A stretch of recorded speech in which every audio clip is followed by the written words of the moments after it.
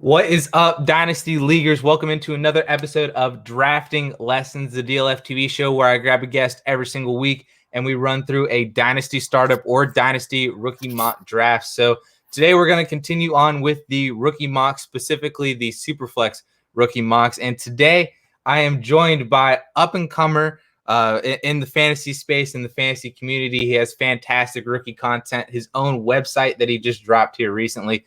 AngeloFF. Angelo, how's it going, my man? Man, it's going great. It's a beautiful day in Chicago, so I can't complain here.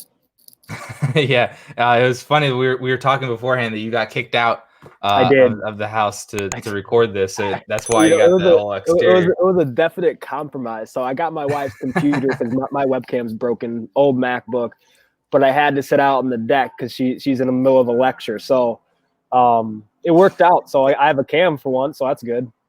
Yeah. Is it cold there? When I think of Chicago, I just think of cold wind. It's like about 65 right now, so it's not too bad. That's not bad. I'm in central Pennsylvania, so I understand the cold weather in May versus every other part of the world. For sure. Yep. So we're just gonna do 2 4-round SUPERFLEX rookie mock drafts. The first one's gonna be out of the 104 spot, and the second one's gonna be out of the 110. And we're just gonna, run through these rookie mocks, talk about some rookies, maybe some rookie draft strategy, and see how these things play out. So, like I said, first one out of the 1.04 SUPERFLEX. We're gonna do it all up. PPR, if that makes a difference to you as well, too. We'll just assume PPR. Cool. Sounds good to me. And we'll just get right into it.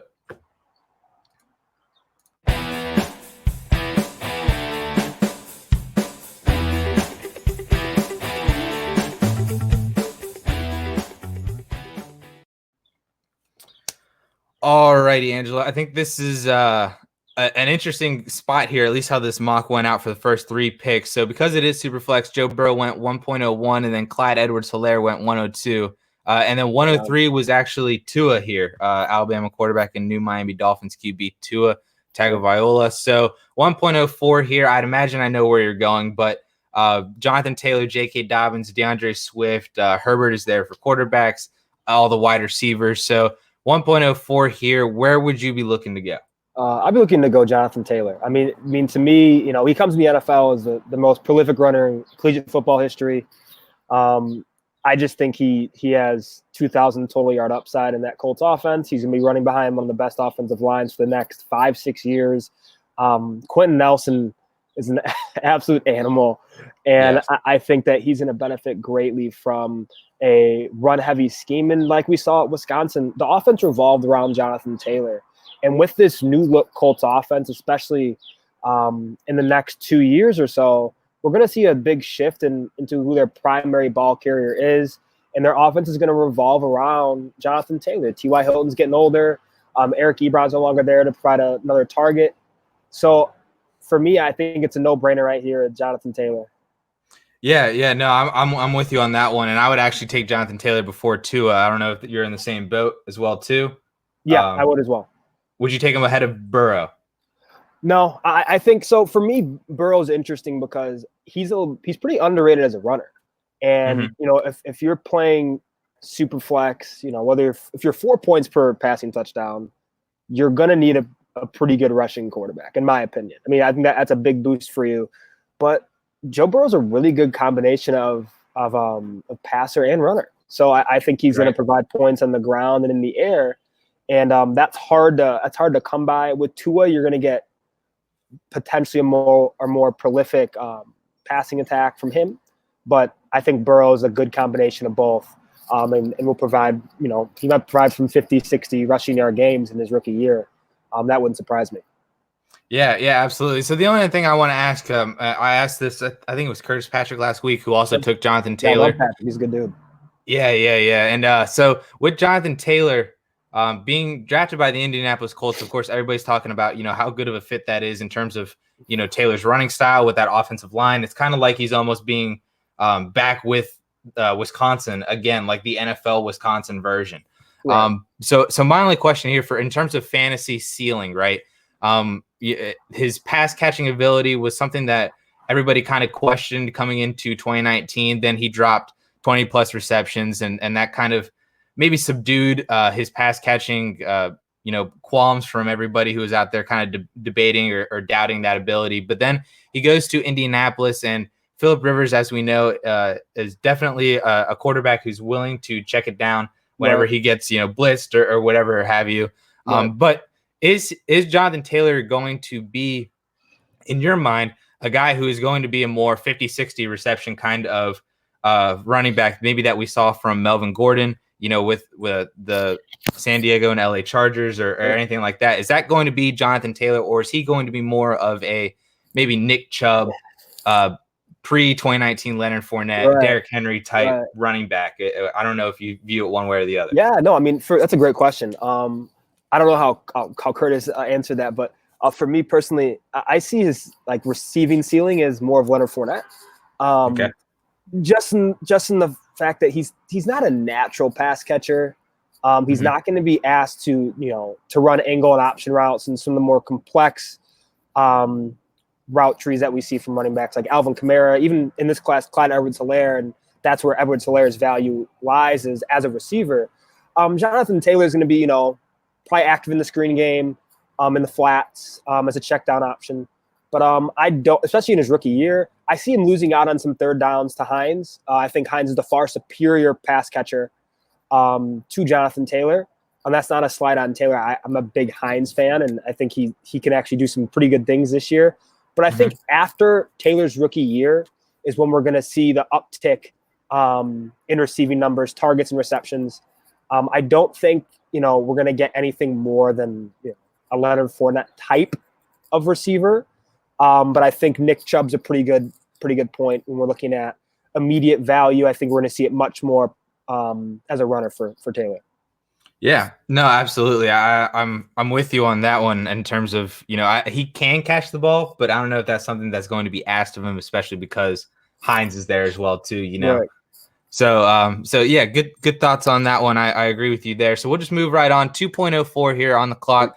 The rest of the first round went DeAndre Swift, Justin Herbert, Jalen Hurts, CeeDee Lamb, Cam Akers, Jerry Jeudy, J.K. Dobbins, and Justin Jefferson. And then the first three picks of the second were Keyshawn Vaughn, Jalen Reagor, and Henry Ruggs. So 2.04 here, we're looking at guys like T. Higgins, Michael Pittman, other Indianapolis Colts player, Denzel Mims, Laviska Shenault, Brandon Ayuk, all these wide receivers here, Brian Edwards there too, Zach Moss, A.J. Dillon, Antonio Gibson, and then kind of some of these Claypool, Hamler, Anthony McFarland types down here too. So 2.04, who would you be looking to pair with Jonathan Taylor here? I'm going to look to pair Laviska Shenault Jr. Very on brand for me, I know. But I think it's kind of two-pronged. If I'm looking to be a little safer and less aggressive, I'm going to take Michael Pittman here.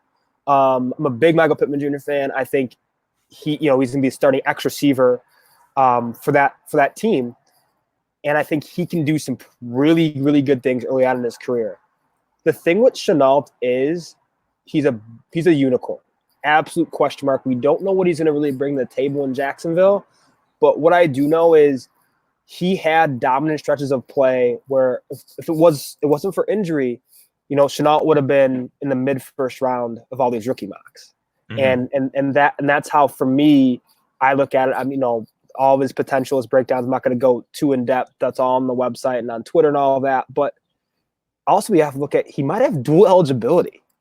That's an interesting one for me is, as we get towards the latter stages of this season, and don't forget, Leonard Fournette's probably out in Jacksonville after this year, Laviska Shenault could see 6-7 carries in a game sometimes. Wow. And also see those receptions. and that's what he brings to the table. And that's the crazy thing. If you watch his 2018 tape, especially early on when he had that massive 5-game stretch of 150 total yards and 2 touchdowns a game, a lot of it was on the ground too. He spent a lot of time in as a primary goal line back and wildcat, and in short yardage situations. We could see him potentially working on third downs and as well as early downs in Jacksonville. I have no idea how Gruden's going to play this, but if he plays it right and Shenault can stay healthy, we're looking at a really interesting fantasy option with dual eligibility. Yeah, so that's interesting. So now Curtis Patrick took Laviska last week, and he really liked him as well too. So this is It's the second week in a row we're talking about Laviska, and it's really interesting because he was a guy who wasn't really on my radar because I was more concerned with the injury history for Laviska, and it seemed like it was going to be kind of a perennial like soft tissue kind of thing, not like these weird like fluky like ACL or broken whatevers and what have you. So does that weigh in at all to you whenever you're looking at him coming into Jacksonville and his potential upside there, and kind of being one of these wide receivers who just comes in and just kind of is hurt all the time and never really gets going, and then that's kind of where we leave him whenever he leaves the NFL. Yeah, that's a good point. I think the Undroppables posted something really interesting about this as well. And like my experience is all in sport and human performance. So for me, his injuries are pretty consistent with what we've seen throughout the NFL. Like he torn shoulder labrum. He had a pubic bone issue where there's inflammation, and he probably had hernia surgery there. Turf toe. So these are not injuries where we're like, okay, we're pretty worried about reoccurrence. This is not like an ACL or a soft tissue injury like a hamstring or a calf that can end up lingering season to season and won't ever really get 100% better. Like Will Fuller, for example. Will Fuller, he hamstring injuries consistently, then torn ACL, and then more hamstring injuries. So for Shenault, it was more of the variety of injuries that don't really intersect and have to do with one another from like a physiological standpoint. I'm not as worried about that as I am his inconsistent usage, if we're being honest. The injuries, we'll see if any of them are reoccurring. All of them have low to like green to yellow rates of reoccurrence, as we call it. So I'm not as concerned in that category, but more so how they're going to use him. That offense is a dumpster fire, but they're going to be playing from behind a lot, which is good. I mean, if Gardner Minshew can prove valuable, then in Leach's offense in college, a lot of that came from the short to intermediate areas, and obviously Chark will be working down the field most of the time, so Shenault can open that up with D.D. Westbrook and Conley. But I think Shenault fits in that offense well. We just don't really know what his role will be, if that makes sense. Yeah, that definitely makes sense. And I mean, when I've seen a lot of people talking about Shenault actually being a dark horse candidate for being the most productive rookie wide receiver in this class, and I think that's really interesting. Whenever you compare like his talent and stuff with that opportunity that he has in Jacksonville to kind of become the wide receiver two there off the rip. I mean, not like how Jalen Reagor or Justin Jefferson come into already solidified roles, but Laviska can kind of carve out that wide receiver two role, add in, the rushing work, kind of like Deebo Samuel last year. And I think it's really interesting when you're in this mid-second round to look at a guy like Laviska, because he has, I think, a higher ceiling than, like you said, Michael Pittman, then probably Mims as well too, maybe Brandon Ayuk, like all this stuff, like lower floor but higher ceiling though. So I mean, it's kind of like, do you want to shoot your shot here or just rather just fall back on maybe some safety with some of these other guys? So super interesting to hear that you're also on board with Laviska as well as Curtis Patrick and a few other people on Twitter as well too. So he's a name that I've been monitoring and something that I've been looking at as we move into the 2020 season here. So moving on here, 3.04. The last picks of the second round were all these wide receivers: Higgins, Pittman, Brian Edwards, Mims, Brandon Ayuk, Claypool went at 212, AJ Dillon and Zach Moss at the 210 and 11.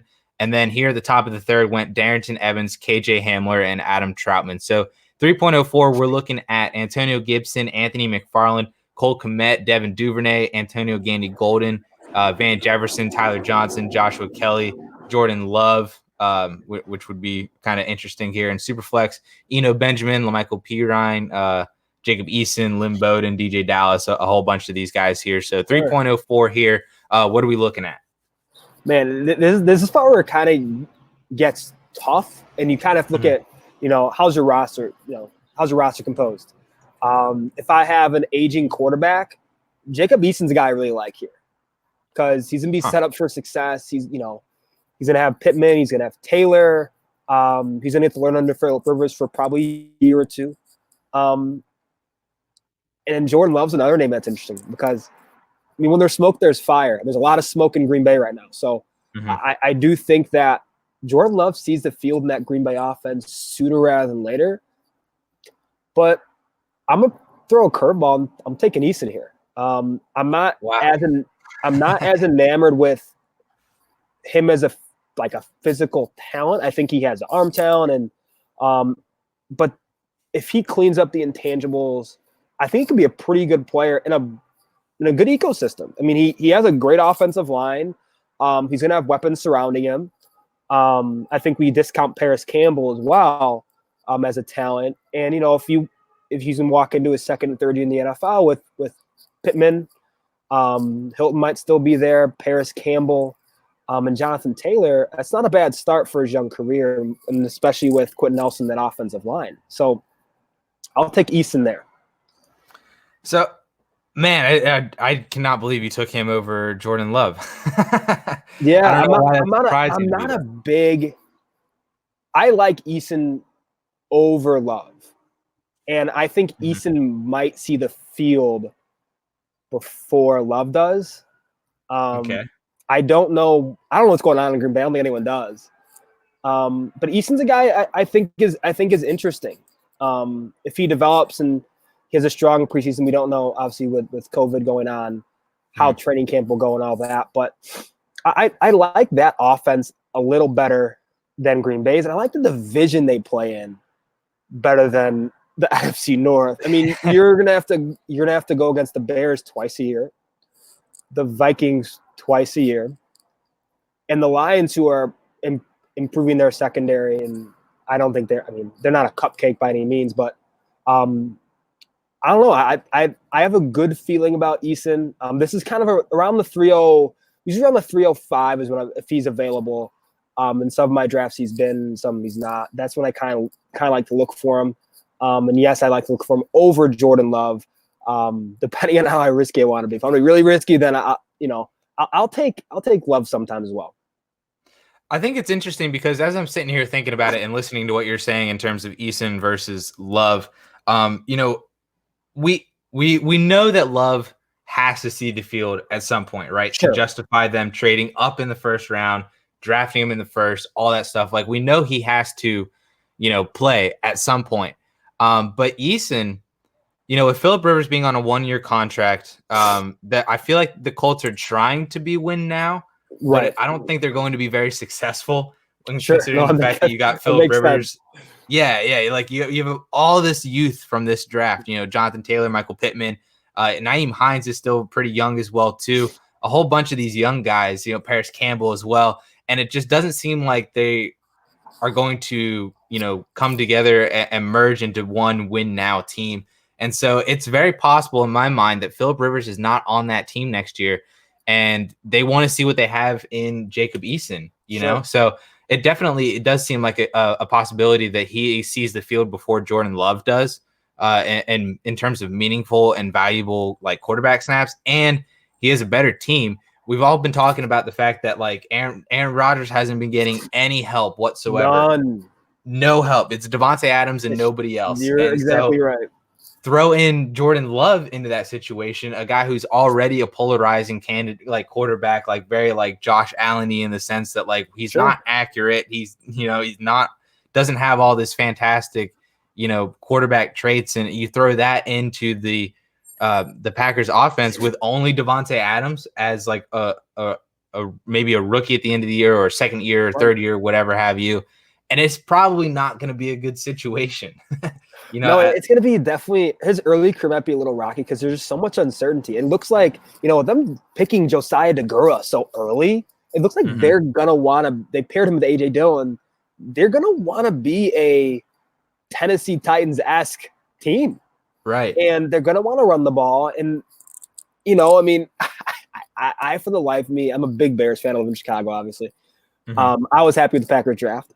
But I don't know what that offense looks like from a touch and target share besides Adams. No idea, right? Right. So until they show a commitment towards getting playmakers in that offense, then I think, in my opinion, Eason might be the safer play right now at this very moment. I know he doesn't have the capital that Love does, but he has a more stable environment than the Green Bay Packers have right now. Yeah, especially when you consider Vic Ballard as the GM, who we all consider to be very smart, Right. and definitely a guy who's looking towards the future as well as right now and positioning his players as such. So very well could be the possibility that Eason not only comes in first, but also has a higher chance of success because of the team and the players around him versus Jordan Love, who we know is going to hit the field at some point to justify that pick, but to Devontae Adams and nobody else. Nobody else. Alrighty, so last pick here, 4.04. The rest of the third round went AGG, Anthony McFarland, Antonio Gibson, Eno Benjamin, Cole Kmet, Donovan Peoples-Jones, Jordan Love, Devin Duvernay, and then Van Jefferson, Kelly, and Lynn Bowden were the first three picks in the fourth round. So 4.04 here, we're looking at Tyler Johnson, Michael Pirine, DJ Dallas, Jake Fromm, Anthony Gordon are the quarterbacks here. Devin Asiasi, Albert O, my boy, Quintez Cephas, Bryson Hopkins, Gabriel Davis, Harrison Bryant, Hunter Bryant, KJ Hill, a bunch of these other Isaiah Hodgins, Thaddeus Moss, all these other dart throw kind of players. So I'm interested to see who you grab here with the fourth round pick here, the last pick of this draft. It's going to be DJ Dallas for me. And the why for me with Dallas is it's more so the situation he walks into and what his skill set is. He's really good through contact and he's really good in blitz pickup. Mm-hmm. Keeping Russell Wilson clean is probably number one. And right now we have Rashad Penny coming off of ACL surgery. We don't know if he's going to be ready for week one. And without, traditional OTAs and training camp, we're not going to know for a minute here. Also, if we look at Chris Carson, he's coming off a fractured hip.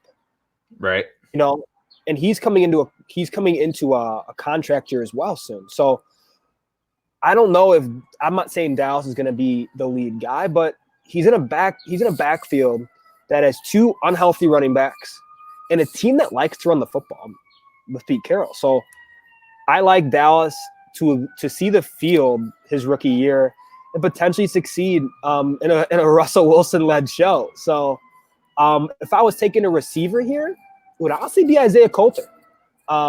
He's an interesting one for me because look at the Texans. Like who do they have as a primary target? We got Fuller, Cooks, Cobb. I mean, Stills. Stills. And none of those guys are your prototypical X receiver. Right. Right. And Coulter has the size. He's athletic. Yeah, right now. Oh, sorry.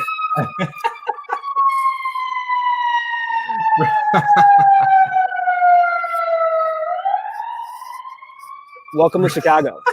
I was like, I heard in the background, and then I was like, it keeps getting louder. Like, is it gonna go? Is it either gonna go away, or it's gonna come towards me? But that's Chicago 24/7. If you haven't been here, lots of sirens. But no, I mean, for me, Coulter has prototypical X size. He's got good speed, good play speed, pretty raw. But he's a guy that could elevate on that depth chart, especially with the inconsistency with durability for all those receivers. Right. Will Fuller's injury history is extensive. Randall Cobb is getting up there in age. Brandon Cooks missed multiple games with concussion. And if he misses if he gets one more concussion, he will probably be out for majority of the rest of the season. That leaves Kenny Stills, who has been injured as well in the past couple years. So we're looking at a guy who's going to get Deshaun Watson throwing the football, and he might have a little bigger role than we think, especially with Kiki QT supposedly kind of left out to dry here. So he's a guy I think is interesting. Not many guys have the situation like him, near elite quarterback play, and not a lot of competition at receiver. We could see him see the field a little sooner than later. I like that Isaiah Coulter call. I think, fourth round, it's all about throwing these darts and about guys that you're looking for who either have some sort of draft capital, athleticism, and chance to, ascend their depth chart. Some sort of combination of the three is who you're looking at, drafting here. So I really liked, first of all, the DJ Dallas pick. I think that is probably my favorite fourth round pick. Joshua Kelly would also be there too, but I see him more as like a mid third or early third. Sure. Even though he went at the 4.02 here. So DJ Dallas has been a guy that I've been looking at for the fourth round for a lot of these drafts. And, like you said, like Rashad Penny, like it's pretty well known, I think, that he is not going to be available for the start of the season. Like they offered a contract to Devontae Freeman, right? Yeah. Yeah. And he just turned it down. I don't know why. Probably because he's looking for an actual like job, like not like a platoon kind of thing. I could see the Eagles taking on Freeman. That would be cool. I would be about that. Miles Sanders owners would not be happy. They have it coming anyway. Listen, dude, I went to Penn State. I'm a Miles Sanders fan. So are you? I can't hate on him, but like. All right, I like Sanders a lot, man. He's gonna have a pretty dang good year. Yeah. So that's a whole different conversation. For sure. But yeah, Dallas could see pretty significant and valuable snaps year one on a Brian Schottenheimer, Pete Carroll run first team. That's led by Russell Wilson as well too. Right. That's a fantastic situation for a running back to come into, and being drafted in the fourth round. That's not like insignificant. It's not super meaningful, but it's not insignificant as well too. Fourth round and stuff like that. No, that's decent. That's decent capital. It's not anything earth shattering, but it means they have you in their sightlines. You're in their potentially immediate plans, because even if DJ Dallas is just a guy, right, he's gonna be just a guy with a great opportunity, right. And there's been worse players who have had better rookie seasons. Mm-hmm. Like Alfred Morris. Yikes. 1,600 yards his rookie year in the perfect situation. All it really takes is opportunity. We don't know what's going to happen there, obviously. But if he gets on the field, he can keep that job because of how well he'll most likely be able to keep Russell Wilson upright. Right. Yep. I like it a lot. I like the DJ Dallas pick, and I think everybody who's watching should be looking at DJ Dallas in their late third, early fourth round, just to for some upside and the opportunity to be, the Seattle's RB1 potentially. So right. I'm about that. So that was the end of the first 4-round rookie mock. The next one we're gonna get into right away here out of the 10 spot, SUPERFLEX, all that good stuff. Yeah, just gotta double check here. So. This is where I think the drafts get more interesting, because now we're getting into a lot of these other players where you have to make a lot more decisions. Right. No, yeah, 100%. Yeah. So 110 here. The first 9 picks went Tua, Burrow, Jonathan Taylor, Justin Herbert, Clyde Edwards-Helaire. If anybody gets Clyde Edwards-Helaire at 1.05, you automatically win. You win. Just take your ball and go home. Yeah, DeAndre Swift, CeeDee Lamb, J.K. Dobbins, and Jerry Jeudy. So at the 110 here, we're looking at Cam Akers, Jalen Reagor, Justin Jefferson, Henry Ruggs, Keyshawn Vaughn, and then all the wide receivers that went in the second round of the last draft. So 110 here. Who is your first pick? I'm gonna go Reagor.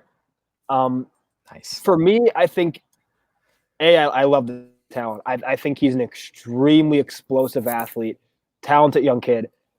But his situation is great. I mean, we're looking at an Eagles team that was hurting down the stretch for playmakers at receiver in 2019. I mean, Greg Ward Jr.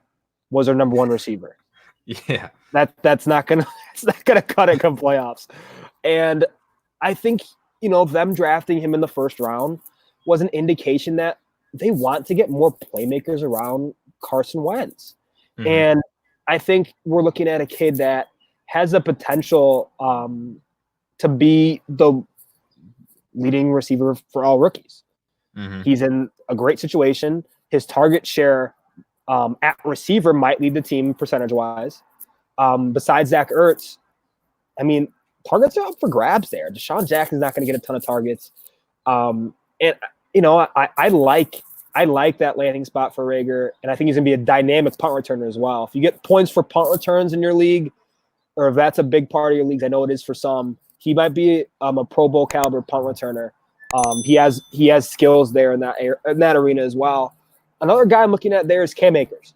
I love the talent. Love the talent with Akers. I think the only issue is his environment's extremely inconsistent. They didn't really add any additions to the offensive line. They ran more 12 personnel last year, which it didn't seem to be as effective as when they were primary 11 personnel team. We saw in 2018 just absolutely just crush the rest of the league with Todd Gurley and with Cooper Kupp and Robert Woods and Brandon. Like they were crushing it for a while, but then we saw them take a big backslide. And I don't know what Akers is going to be his rookie year. I think at this time next year, we're talking about Akers as a massive buy low candidate. Okay. Because I think the talent's there, but he needs stability in his ecosystem because it's everything. There's so many moving pieces there. It's the offensive line is being reshuffled. They haven't brought anyone in to help that offensive line. Right. They can't protect Jared Goff. Jared Goff can't operate when the pocket's not clean. It's a mess right now in LA. Yes. And traditionally, running backs with poor ecosystems are poor performers as a rookie. Look at Melvin Gordon. Christian McCaffrey to some extent, if you look at his rushing numbers. Look at this year, David Montgomery.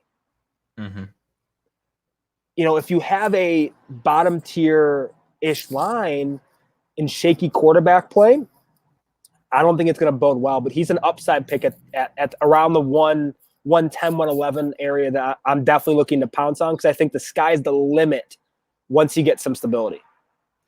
Yeah, so that was actually going to be my question for you was after Reagor was, the decision between him and Cam Akers is kind of the last of this top five and potentially the last true workhorse running back. I know a lot of people are making a lot out of Keyshawn Vaughn and stuff in his role at Tampa Bay, and I don't dismiss what he can do in that offense. But in terms of at least pre-draft, Cam Akers was that either 4 or 5 in a lot of people's pre-draft running back rankings. So to see him go to LA, especially with their first pick, they didn't have a first round, so that was their first pick.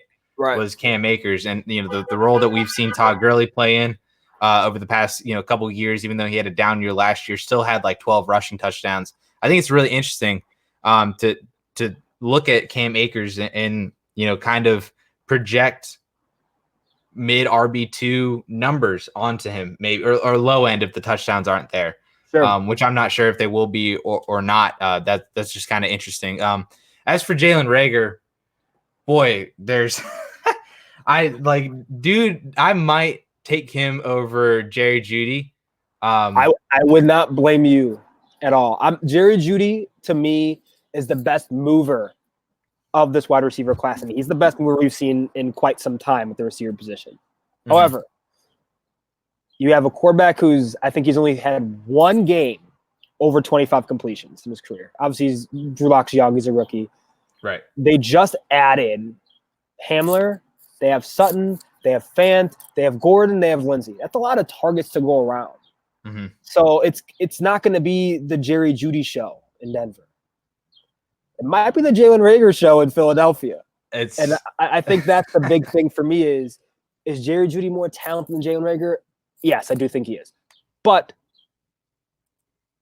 Jalen Reagor has the opportunity to see 100 targets in the next 2 seasons. I don't see that with Jerry Jeudy unless some of those pieces go away, injuries happen, because Fant's going to command a higher target share with how he performed in the latter stages of last year.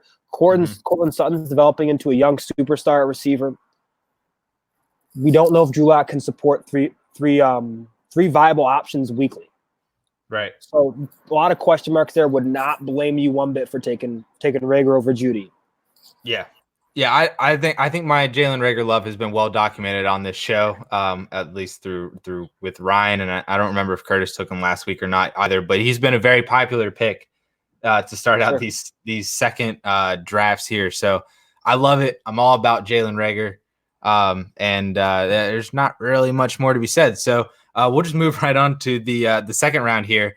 Akers and Jefferson finished out the first round, and then it went Keyshawn Vaughn Henry Ruggs, T. Higgins, Denzel Mims, Michael Pittman, A.J. Dillon, Laviska, Brandon Ayuk, and Brian Edwards. So at the 210 here, kind of after that huge long run of all those second-round wide receivers, we're looking at Zach Moss, Antonio Gibson, Chase Claypool, KJ Hamler, Anthony McFarland, Darrington Evans, Cole Kmet, Devin Duvernay, AGG, Van Jefferson, and then kind of all these other third-round players as well, too. And then Jordan Love, Jalen Hurts is still there as well, too, because this is Superflex. Jacob Eason, all those quarterbacks as well. So 210 here, who are we looking at to pair with Jalen Reagor? I'm going to say Antonio Gibson. Because I think at this stage you're kind of looking for the upside, right? I think the safe play there is Zach Moss. I think he's in for an immediate workload of some sort. But I don't know if anyone knows what that's going to look like. Devin Singletary is the more talented back in that backfield, and is more versatile in that regard. But Zach Moss offers a lot between the tackles, and I think he can potentially get into a short yardage role. But the question is going to be with Josh Allen there. Was this move made to limit Josh Allen's goal line touches? I don't know. If it was, big thing for Zach Moss. Huge, right? We could see 8 to 10 touchdown upside because Singletary, that's not his role, and that's been documented. Bringing Frank Gore on the goal line. Zach Moss could be a sneaky touchdown candidate this year, but I don't see he's missing a couple key pieces that you'd like to see from running backs movement-wise, but I think he might get some opportunity.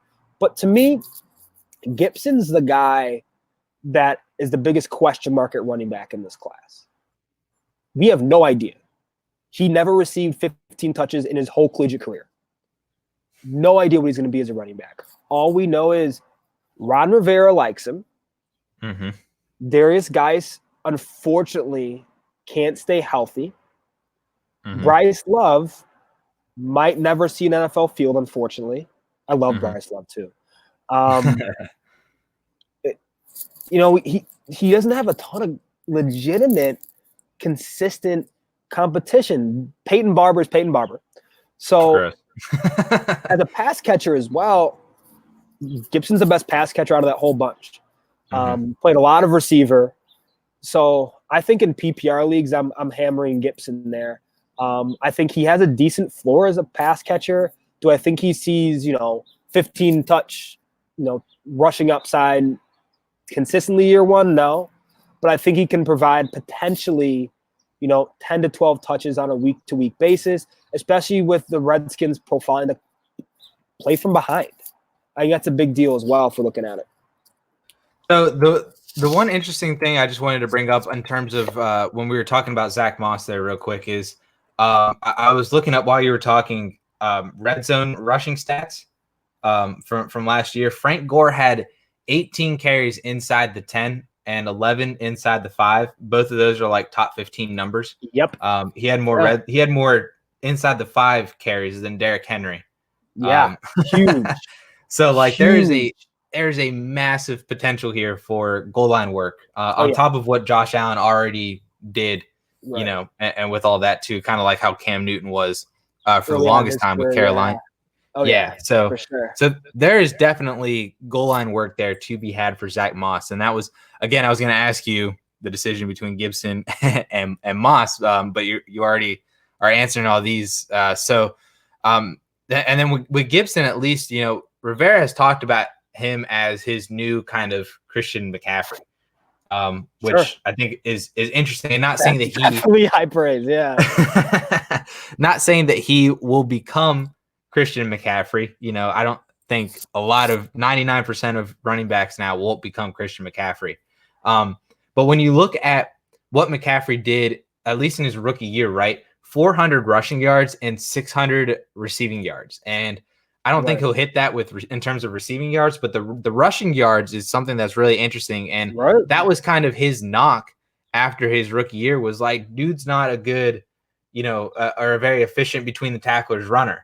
He had like 3 point whatever yards per carry in his rookie year. And he's just going to be a scat back and all that stuff. But if Gibson is going to be a primary pass catching running back, I think that offers a lot of opportunity, especially in PPR leagues, for some fantasy value as like a weekly kind of flex play, like a Duke Johnson, or I think about like TJ Yeldon or Giovanni Bernard in that kind of sense. Really good.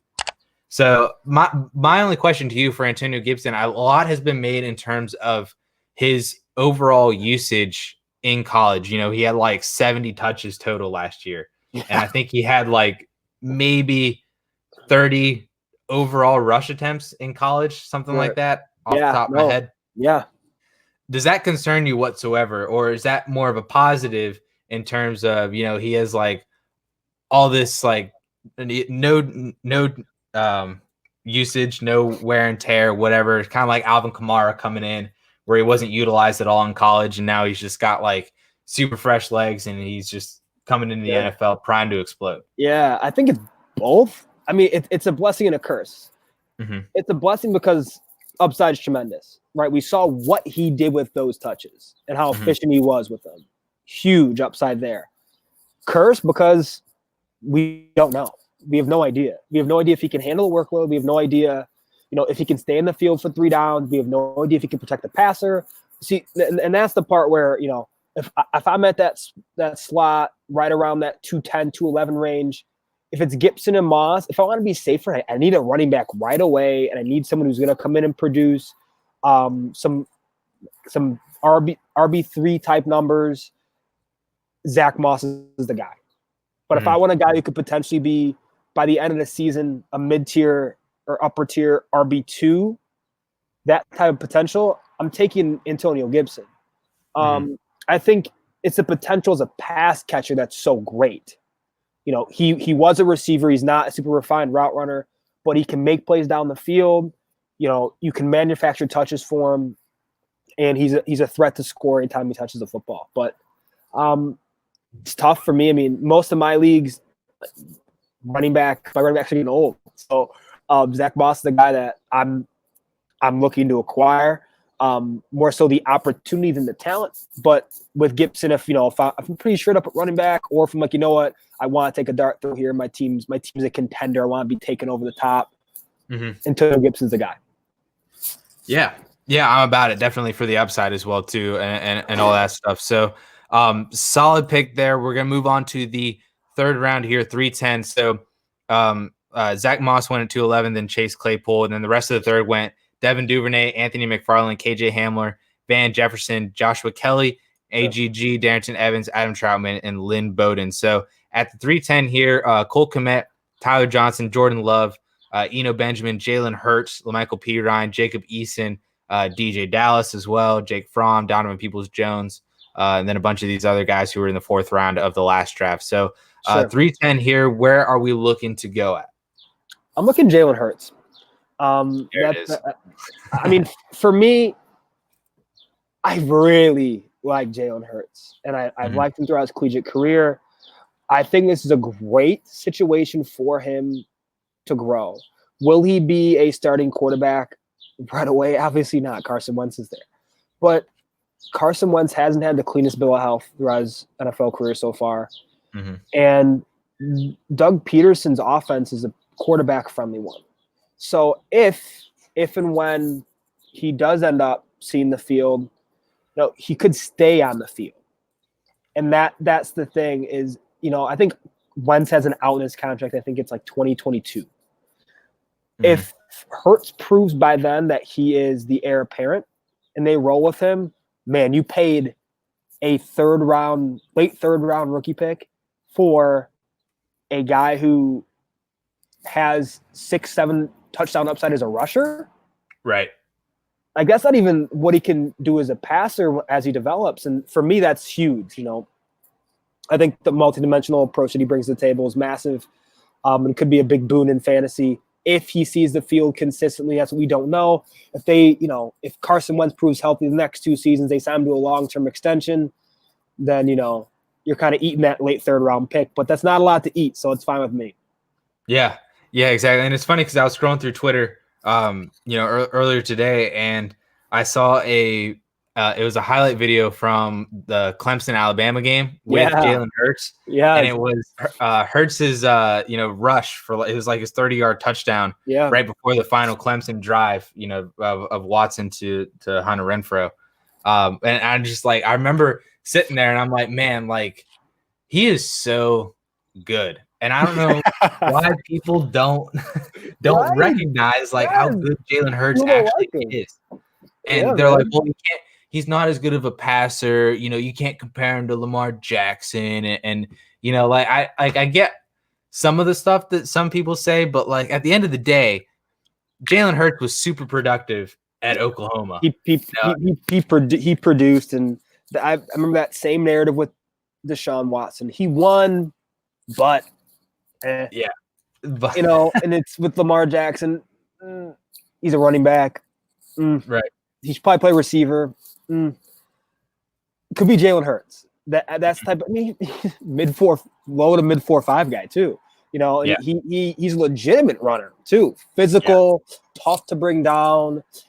And the thing I love most about Jalen Hurts is nothing to do with fantasy football, but the leadership ability. I mean, by all means, man, if I have a son and my son is an athlete, I want him to act just like Jalen Hurts. I mean, that's the type of player that organizations potentially would want to build around. Even if let's say he leaves Philadelphia, someone's going to give the kid a shot. And, at that price, close to the 4th round, that's a no-brainer. Yep. I'm all about that. I'm all about Jalen Hurts in the 3rd round if you can grab him there. I don't know how many times you're going to be able to get him in the 3rd round. I think this is super late. Yeah, not a lot. But if he's there, I'll smash Jalen Hurts and take him all the time. So last pick here, Angelo, last pick of this draft and of the show, 410 here. The rest of the 3rd round went Cole Kmet and Jordan Love. And then it went DJ Dallas, Tyler Johnson, LaMichael Pirine, Eno Benjamin, Devin Asiasi, Donovan Peoples-Jones, Gabriel Davis, Dalton Keene, and Jacob Eason. So at the 410, Fromm and Gordon, Albert O, Quintez Cephas, Bryson Hopkins, the Bryants, KJ Hill, Cole McDonald, James Morgan, Colin Johnson, Isaiah Hodgins, Thaddeus Moss. James Prochet is really interesting to myself personally. Sure. Isaiah Coulter that you said earlier as well too. So last pick here at the 410, who is the dart throw that we're looking at? Oh, man, KJ Hill. I think I had him. Yep. I think for me that he's interesting because Keenan Allen will most likely he might test free agency in 2021. The only receiver they have under contract in 2021 is Mike Williams. Mm-hmm. So let's say Keenan Allen leaves, KJ Hill profiles as more of a slot receiver, very similar to Hunter Renfrow. Not anything special athletically, but the kid knows how to get open. He knows how to find the soft spots and zones. He's reliable. And with Herbert potentially being the starting quarterback pretty soon here, they're going to want someone he can rely on if Keenan Allen's not there in 2021. So let's say scenario time. If Keenan Allen leaves, KJ Hill's the starting slot receiver for the Los Angeles Chargers. Where would he go right now in rookie drafts if you knew that? Higher than the 4th round. That's for sure. Early 3rd, I would guess. Yeah, I would say late 2nd, early 3rd. I would say late, and that's huge, right? That's value to me. So I'm looking a lot at landing spot and opportunity at this stage in the game. Coulter, obviously, I spoke of earlier. I like what he can do physically as a talent, as well as his opportunity in Houston. Hill's one here I like as well. James Robinson is another one I like a lot out of Illinois State. If you haven't had a chance to watch this kid, watch him work, he can play. And I think he's a player that he had a ton. I mean, he had some 45 carry games at Illinois State. Their starting quarterback went down, and they would just give James Robinson the ball, and he produced. And obviously, smaller Division I AA school, but those are the type of players that I like. Fournette obviously might not be there, and he probably won't be there. If I was willing to bet, he wouldn't be there in 2021. So their starting running back in 2021 is going to be, Raquel Armstead or No. James Robinson. I mean, I don't know. I mean, if James Robinson pops this year, he could see a significant role. But, you know, those are the type of guys. KJ Hill is definitely in the top of my list at the 4th round because of the potential of Keenan Allen leaving and testing free agency. Yeah, man, okay, so I'm Penn State, so I hate Ohio State. Oh, yeah, yep. But KJ Hill is interesting because these Ohio State wide receivers have kind of slid into like 2 separate categories of like all of them underperformed statistically, you know, just because of how that offense runs. But then there's those that underperform, but like they're actually good because their market share and their dominator ratings and all that stuff like that's all good. And then there's all the other ones who like are still really bad analytically, and you know the extra analytics with market share and dominator ratings and stuff. KJ Hill is really interesting because first of all, he was a 5th-year senior, I think. Yeah. Right? Yeah, he's not young.